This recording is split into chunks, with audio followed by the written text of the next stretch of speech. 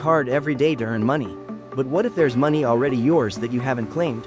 Millions of dollars in unclaimed money are held by government agencies, and many people never check. Here's how you can check it yourself, step by step. Step 1.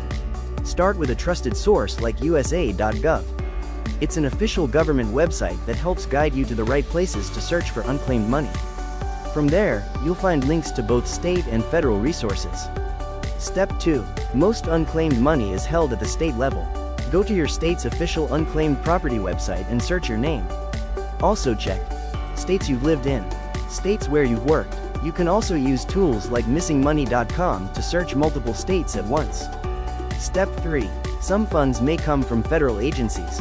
Depending on the situation, you may need to check IRS for tax refunds, Treasury for savings bonds, other federal agencies. There is no single database for everything. Each agency keeps its own records. Step 4.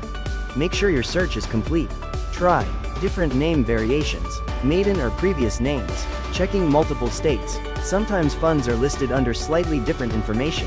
Searching for unclaimed money is completely free through official government websites. There's no single place to check everything, which is why many people miss it. Taking a few minutes to search could make a difference. And if you want a hassle-free process, we've got you.